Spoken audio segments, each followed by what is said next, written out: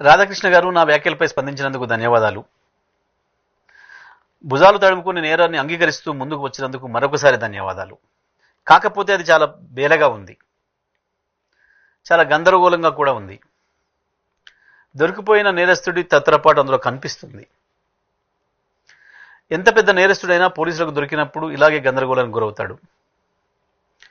తప్పు చేసిన వాడు ఒప్పుకొని తప్పు గుర్తించి సరి చేసుకుంటే బాగుంటుంది, కానీ దాన్ని సమర్థించుకోవడానికి చేసే ప్రయత్నం ఇంకా ఇంకా తప్పులు చేయిస్తుంది. ఇవాళ మీరు రాసిన రాతల్లో కూడా అది స్పష్టంగా కనబడుతుంది. అసలు నేను ప్రస్తావించిన అంశానికి మీరు రాసిన రాతలకు సంబంధమే లేదు. ఆంధ్ర ప్రాంత ప్రజలంటే తెలంగాణలో సెటిల్ అయిన వాళ్ళు మాత్రమే కాదు, ఆంధ్రాలో నివసిస్తున్న వాళ్ళు కూడా కుల మతాలకు అతీతంగా 90% మంది ప్రజలు కేసీఆర్ని ఇష్టపడతారు. హైదరాబాద్తో సహా తెలంగాణలో సెటిల్ అయిన వాళ్ళందరూ చంద్రబాబు కంటే కేసీఆర్ పాలనలోనే సుఖంగా, సంతోషంగా, స్వేచ్ఛగా ఉన్నామని భావిస్తున్నారు. ఈ విషయాన్ని 2018, 2023 ఫలితాలు స్పష్టంగా చెప్పాయి. సెటిలర్లంతా కేసీఆర్ వెంటే ఉన్నారు. నువ్వు ఎన్ని చెప్పినా కేసీఆర్ నుంచి సెటిలర్ను విడదీయలేవు. 2018 ఎన్నికల్లో కాంగ్రెస్తో పొత్తు పెట్టుకుని చంద్రబాబు కేసీఆర్ గారితో నేరుగా ఢీకొంటే చంద్రబాబును తిరస్కరించారు. కేసీఆర్ వెంటనే సెటిలర్లందరూ నిలబడ్డారు. 2023లో కూడా అదే పునరావృతం అయ్యింది. నీ విశ్లేషణ చెత్త పలుకు అని అర్థమవుతుంది. మాట్లాడితే ఆంధ్ర ప్రజలకు మేమే టేకేదారులం, నేను చంద్రబాబు అన్నట్లు మీరు చెప్పుకున్నా ఏపీ ప్రజలు చంద్రబాబును తిరస్కరించిన సంగతి గుర్తుపెట్టుకోండి. కానీ ఆంధ్రప్రదేశ్కు చెందిన ఒక వర్గం వారు కొద్ది మంది మొదటి నుండి తెలంగాణను వ్యతిరేకించే వాళ్ళు ఇక్కడ కొన్ని స్లాటర్ హౌజులు పెట్టి నడుపుతున్నారు. అడుగడుగునా మా నాయకులను కించపరిచే విధంగా, మా నాయకుల వ్యక్తిత్వాలను హననం చేసే విధంగా ప్రవర్తిస్తున్నారు. వాళ్ళతోనే మా పంచాయతీ, వాళ్ళ ముసుగులు తీసి వాళ్ళ భర్తం పడతామని మాత్రమే నేను చెప్పినా.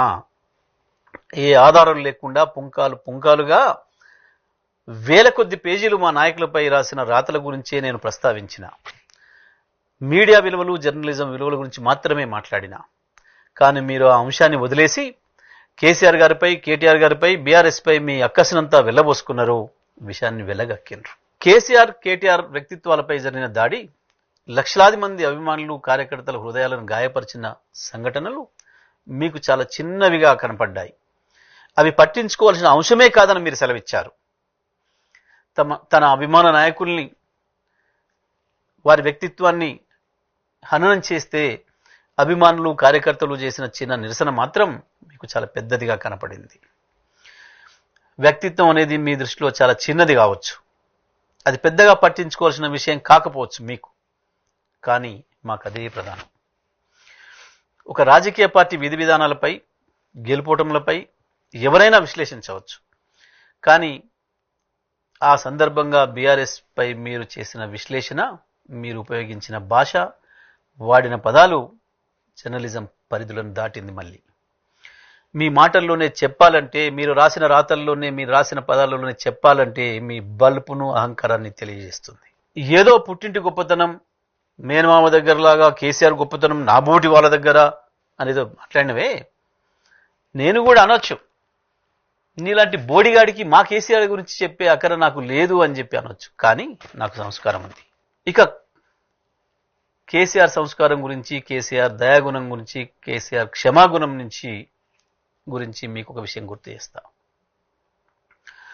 ఉద్యమ సందర్భంలో మీరెంత విషం జిమ్మినా తెలంగాణ ఏర్పడ్డ తర్వాత కూడా తెలంగాణ మంత్రివర్గం పైన, తెలంగాణ శాసనసభ్యులు, శాసన మండలి సభ్యుల పైన, తెలంగాణ శాసనసభ పైన మీరు ఎంత దిగజారి మాట్లాడినా, ఎంత జుగుప్సాకరమైన కామెంట్స్ చేసినా, మిమ్మల్ని 100 సార్లు జైలుకు పంపే అవకాశం వచ్చినా, ఏ విచారణ ఏది అక్కర లేకుండా మిమ్మల్ని శాసనసభకే పిలిచి చక్కగా నేరుగా జైలుకు పంపించే అవకాశం వచ్చినా ఆ పని చేయకుండా కేసీఆర్ మిమ్మల్ని వదిలేసిండు కాబట్టే ఇవాళ మీరు బయట తిరుగుతున్నారు. అది కేవలం కేసీఆర్ దయాగుణానికి, కేసీఆర్ క్షమాగుణానికి నిదర్శనం. మిమ్మల్నే కాదు, మీతో పాటు మీ గురువు చంద్రబాబు నాయుడు గారిని కూడా జైలుకు పంపే అవకాశం వచ్చినా, తన చేతిలో అధికారం ఉన్నా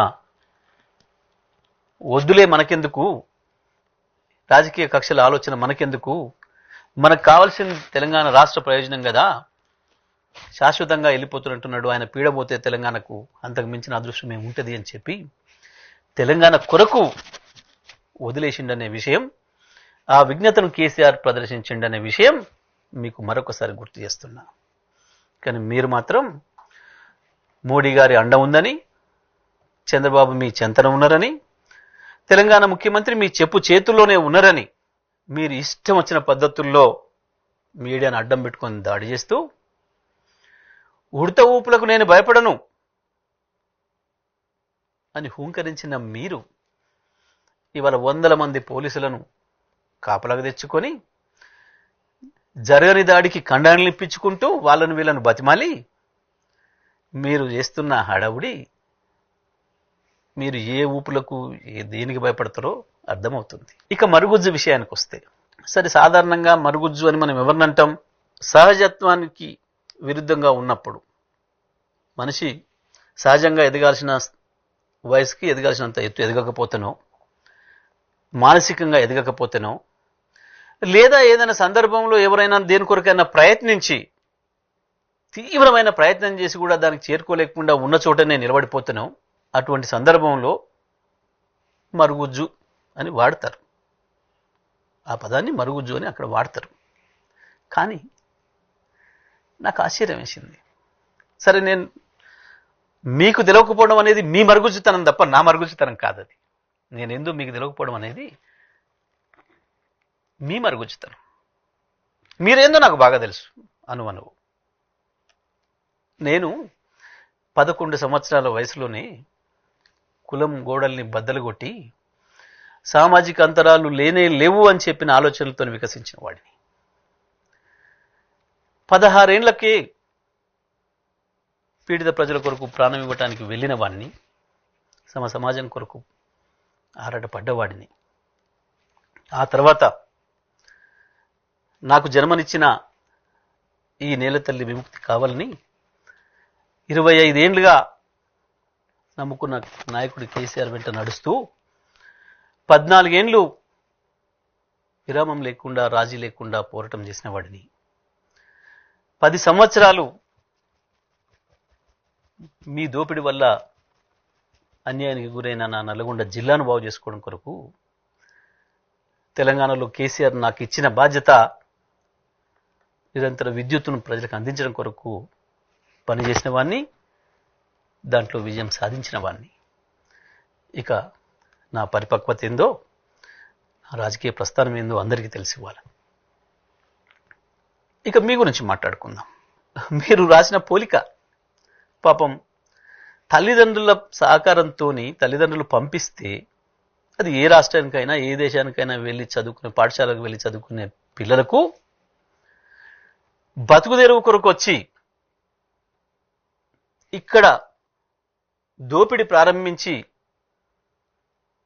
అనేక రకాలుగా అధికారాలను చేతులకు తీసుకొని మేమే శాసిస్తామన్న మీలాంటి దోపిడీదారులకు పోలిక పెట్టి చెప్పిన మీ జ్ఞానం ఎంత మరుగుజ్జో అర్థమవుతుంది. ఇక రామోజీ గారితో పోల్చుకొని, వారితో పోటీపడి వారికంటే నేనేం తక్కువ అని అనుకొని మీకు మీరే ఊహించుకొని మీ స్వీయ మానసిక ధోరణిలో, కనీసం వారు ఉన్నప్పుడు ఆ పీఠం నాకు దక్కలేదు, వారు పోయిన తర్వాతనైనా ఆ పీఠంలో కూర్చుందామని చెప్పి ప్రయత్నం చేస్తుంటే, అది చేరుకోక ముందే ఇంకెవరో ఇప్పుడే ఓనమాలు, జర్నలిజంలో ఓనమాలు మొదలుపెట్టిన